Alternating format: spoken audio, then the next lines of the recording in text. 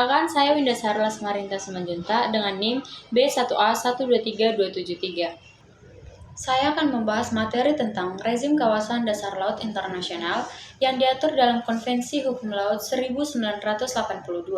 Materi ini menyoroti bagaimana prinsip warisan bersama umat manusia diterapkan dalam pengelolaan dasar laut internasional dan sumber daya alamnya. Lahirnya prinsip warisan bersama umat manusia. Pada tahun 1970-an, teknologi penambangan dasar laut samudra dalam hanya dikuasai oleh negara-negara industri maju. Hal ini menimbulkan ketidakadilan dan ketidakseimbangan dalam akses terhadap sumber daya alam di kawasan tersebut.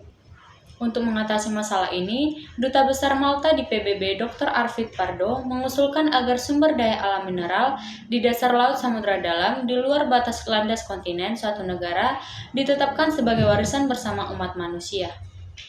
Usulan Malta mendapat dukungan dari negara-negara berkembang dan mendorong diselenggarakannya Konferensi Hukum Laut ketiga pada tahun 1973. Tujuannya adalah untuk meninjau kembali konvensi-konvensi hukum laut sebelumnya dan menciptakan konvensi baru yang lebih komprehensif. Setelah perundingan yang panjang, Konvensi Hukum Laut PBB ditandatangani pada tahun 1982. Konvensi ini meresmikan prinsip warisan bersama umat manusia dan mengatur penambangan dasar laut samudra dalam dengan sistem yang lebih adil dan berkelanjutan. Rezim kawasan dasar laut samudra dalam. Kawasan dasar laut internasional, yang dimana dasar laut dan tanah di bawahnya yang terletak di luar batas yurisdiksi nasional suatu negara. Pengelolaan kawasan ini diserahkan kepada Badan Otorita Dasar Laut Internasional, yaitu Otorita, yang bertindak sebagai badan internasional yang mengatur, mengawasi, dan mengelola kegiatan penambangan di kawasan tersebut. Semua negara memiliki hak dan akses yang sama untuk melakukan kegiatan di kawasan tersebut, dengan tujuan untuk memberikan manfaat bagi umat manusia secara keseluruhan, baik negara pantai maupun negara tak berpantai. Meskipun prinsip warisan bersama umat manusia bertujuan untuk pemerataan akses, namun kenyataan di lapangan menunjukkan kesenjangan teknologi antara negara maju dan negara berkembang. Negara maju memiliki teknologi penambangan yang canggih, sementara negara berkembang masih tertinggal. Struktur Badan Otorita Dasar Laut Internasional.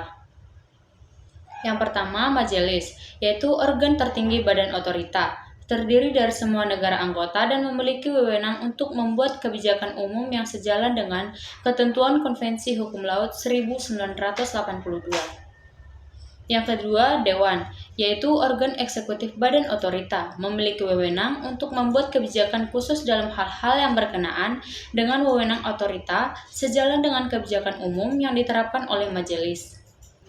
Yang ketiga, Komisi Hukum dan Teknik, yaitu organ yang terdiri dari tenaga ahli dalam bidang hukum pertambangan dasar laut, ekonomi, teknologi eksplorasi, eksploitasi, dan perlindungan hukum di lingkungan laut. Yang keempat, Komisi Keuangan, yaitu organ yang terdiri dari tenaga ahli dalam bidang keuangan, bertanggung jawab untuk mengelola keuangan badan otorita. Yang kelima, Sekretariat, yaitu organ yang bertanggung jawab untuk menjalankan fungsi administrasi badan otorita. Yang keenam, ada The Enterprise, yaitu organ yang melakukan kegiatan eksplorasi, eksploitasi, pengangkutan, pengolahan, dan pemasaran sumber daya alam mineral dari kawasan dasar laut internasional. Implikasi bagi Indonesia.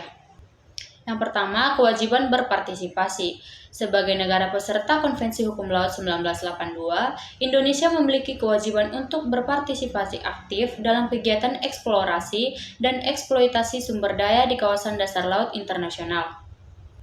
Yang kedua, pengembangan teknologi.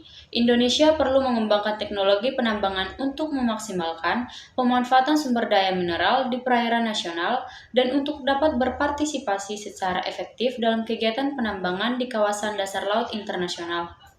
Yang ketiga, peraturan perundang-undangan. Indonesia perlu memastikan kesiapan peraturan perundang-undangan yang terkait dengan kegiatan penambangan di kawasan dasar laut internasional. Kesimpulannya, Konvensi Hukum Laut 1982 merupakan tonggak sejarah penting dalam mengatur pengelolaan kawasan dasar laut internasional. Prinsip warisan bersama umat manusia dan kerjasama internasional sangat penting untuk memastikan akses yang adil dan berkelanjutan terhadap sumber daya di kawasan tersebut. Indonesia memiliki peran penting dalam mewujudkan prinsip ini dan memastikan keuntungannya yang adil bagi semua negara, terutama negara-negara berkembang. Cukup sekian video penjelasan yang bisa saya sampaikan. Terima kasih. Let's